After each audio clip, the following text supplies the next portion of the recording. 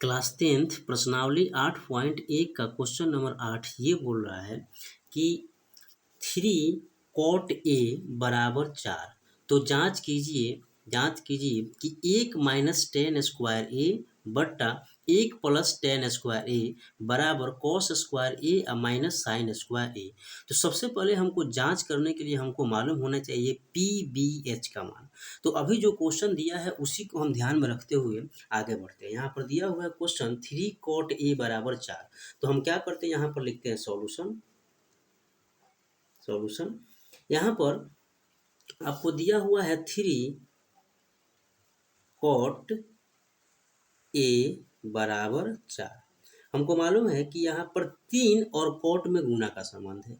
तो अगर गुना इधर 3 में है तो उधर क्या हो जाएगा, भाग में। तो यहाँ पर हम लिख सकते हैं cot A बराबर 4/3।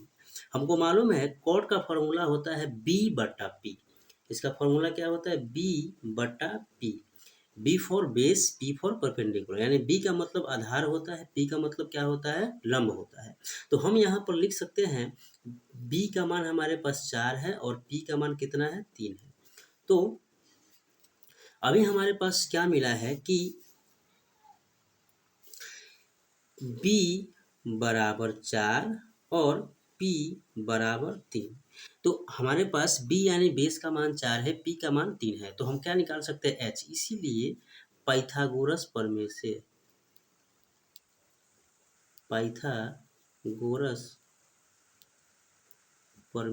से क्या, h बराबर फॉर्मूला होता है √b² प्लस p²। तो अभी हमारे पास b का मान है 4 का पावर 2 प्लस p का मान है 3 का पावर 2। तो 4 चौका 16 होता है और 3 तिहाई 9 होता है। 4 चौका 16 और प्लस 9, 16 9 को जोड़ने पर कितना हो जाएगा, 25। तो 25 का रूट कितना होता है हमारे पास, 5 होता है। तो इस प्रकार से हमारे पास h का मान निकल गया। तो अभी हमारे पास p है, p का मान कितना है, 3 है, और b का मान कितना है, 4 है, और h का मान कितना हमारे पास है, 5 है।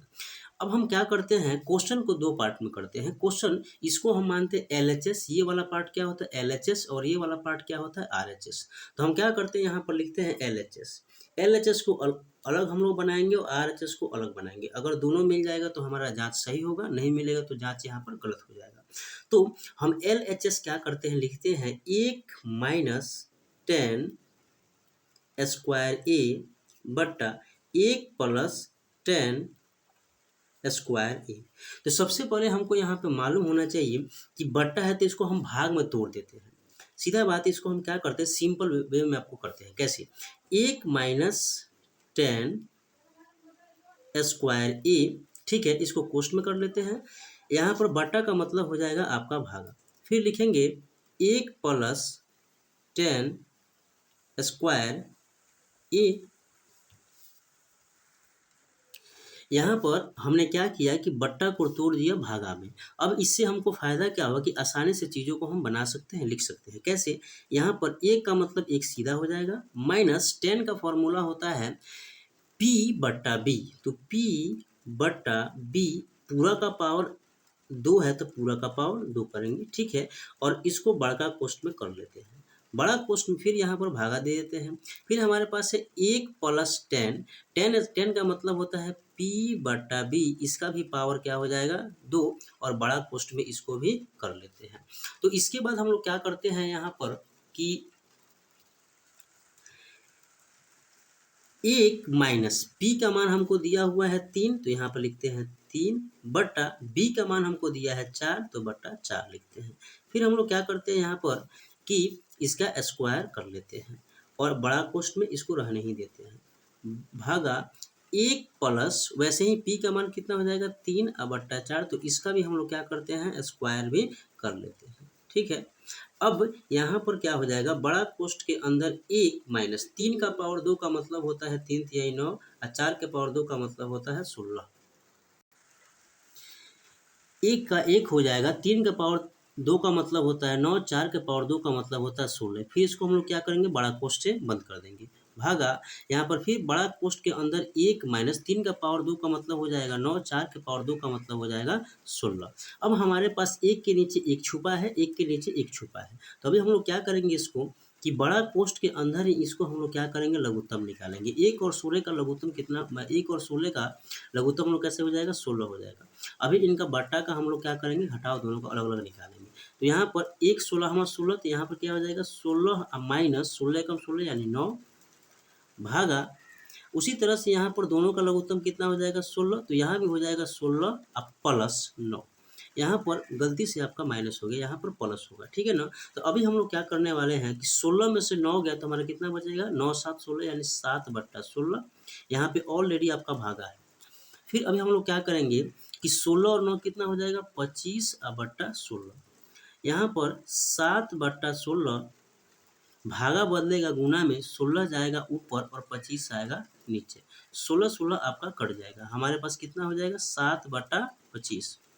तो अभी हमारे पास हम LHS का मान कितना होगा, यहाँ पर लिख देंगे LHS बराबर 7/25। अभी हमने निकाला LHS का मान कितना 7/25। यहाँ पर जो आपको क्वेश्चन दिया हुआ था ये आपका था LHS और ये था आपका RHS। अभी हम निकालेंगे RHS का मान। RHS से आपको ये बोला है cos square A minus sine square A।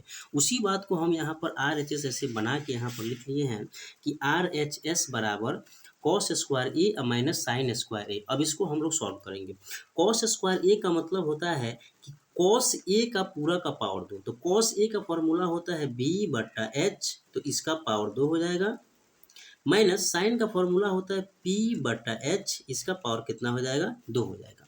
तो B का मान अभी हम लोग निकाले हैं यहाँ पर PBH का मान, तो हमारे पास P का मान कितना है 3, H का मान है 5। उसी तरह से B का मान कितना है 4 और H का मान कितना है 5। अभी हम लोग इन मानों को क्या करेंगे कि यहाँ पर रख देंगे।